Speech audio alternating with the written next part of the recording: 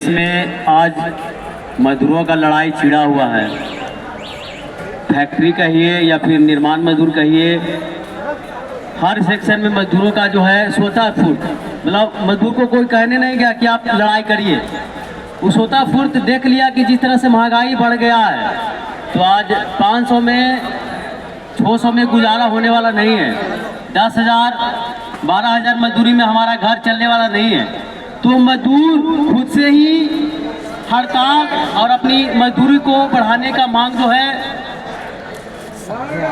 को लेकर करके आप देखे होंगे बरौनी से बिहार से ही शुरू हुआ था वो लड़ाई, और वो देखा देखी पूरे देश में आज लड़ाई मजदूरों का छिड़ा हुआ है। तो साथियों, बिहार में भी निर्माण मजदूर का स्थिति ठीक नहीं है। जहाँ पे हम लोग चौक चौराहे पे खड़ा होते हैं काम करने के लिए, अपने बहुत जिद करने पे लोग 700 रुपया देता है, न तो 600 रुपया ही मिलता है, और 300 दिन काम भी नहीं मिलता है। जहाँ पे हम लोग खड़ा होते हैं चौक चौराहा पे, न तो वहाँ पे पानी पीने का सुविधा है, न पैखाना करने का सुविधा है, न पेशाब करने का सुविधा है। आप किसी दुकान के आगे खड़ा होइएगा तो वो भगा देगा, बोलेगा भागो इधर से।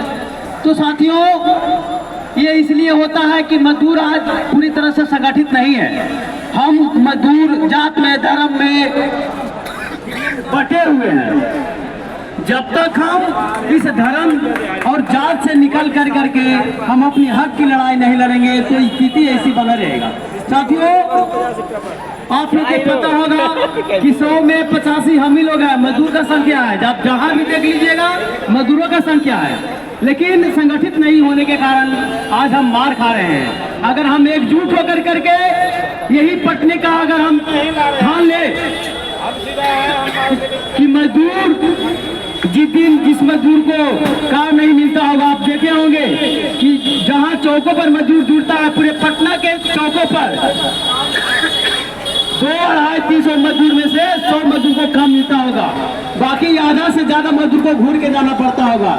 यही मजदूर अगर जिस दिन ठान लिया कि हमको आज काम नहीं मिला है, ऐसे करके पूरा पटना में जिस दिन मजदूर ठान लिया कि हम नियोजन भवन को घेराव कर लेंगे, पार्लियामेंट को घेराव कर लेंगे, तो हम लोग घेर देंगे। तो साथियों, हमें एक बड़ी लड़ाई की तैयारी करना चाहिए। और देखिए, 1 तारीख को जो मई दिवस आ रहा है, इसके बारे में भी हमको जानना चाहिए। मई दिवस क्या है, उसका क्या इतिहास रहा है, हम मजदूरों को जानना बहुत जरूरी है। साथियों, ये जो हम कहते हैं ना कि 8 घंटे का कानून है, भाई 9 से 5 बजे तक ही करेंगे, ये हमको कोई भीख में नहीं मिला है।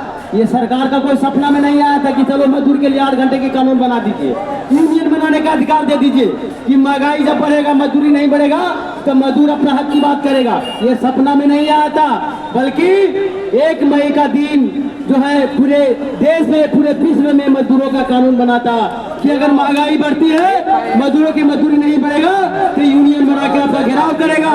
जहाँ कहीं मजदूर काम करता है वो कार्यस्थल पे मजदूरों का सेफ्टी का व्यवस्था नहीं होगा तो यूनियन बना के मजदूर घेराव करेगा।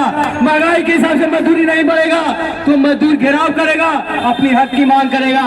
तो साथियों, 1 मई का दिन ही पूरे देश में मजदूरों के लिए कानून बना था। इसका क्या इतिहास रहा है, हमारे लाखों पूर्वज मजदूर अपनी शहादत देकर करके 1 मई का दिन जो है 8 घंटे का कानून या फिर यूनियन बनाने का अधिकार लिया था। इसलिए साथियों, हम मजदूर साथियों को 1 मई का दिन जो है भारी संख्या में जुट कर करके हमें उसका इतिहास को याद रखना चाहिए। और जो इतिहास में जो घटना घटी है उसको याद करते हुए, आज भी मजदूर का स्थिति ठीक नहीं है, वो इतिहास पढ़ कर करके, वो इतिहास दे करके हमें फिर से एक निर्णायक लड़ाई लड़ने की जरूरत है। साथियों, अगर हम चाहते हैं कि आने वाला समय में हमारे बच्चों के लिए, हमारे लिए अच्छी व्यवस्था हो, शिक्षा स्वास्थ्य की गारंटी हो और हमारे बच्चों को मुफ्त में शिक्षा मिले, हमें अच्छे से जीवन जीने का हक मिले, तो साथियों इसके लिए लड़ाई लड़ना पड़ेगा। जो लड़ाई हमारे पूर्वज लड़के गए हैं उसका सुख आज हम भोग रहे हैं, जो हम लड़ाई लड़के जाएंगे हमारे आने वाले पीढ़ी के लिए होगा। तो साथियों, आप देख रहे होंगे कि पानी जो है सर से ऊपर चल गया है, महंगाई आसमान छू रहा है और मजदूरों का मजदूरी नहीं बढ़ रहा है। आप देखे होंगे मालिक और ठेकेदारों की ताकत इतनी बढ़ गई है कि मजदूरों के काम के स्तर पे गाली गलौज से लेकर करके अनाप शनाप बकना काम करवा के पैसा रख लेना। तो साथियों स्थिति यही बनती रहेगी जब तक मजदूर संगठित होकर करके कदम से कदम मिला करके नहीं लड़ेगी। मजदूर जब तक यूनियन बंद होकर के नहीं लड़ाई लड़ेगी तो स्थिति बने रहेगी। साथियों और भी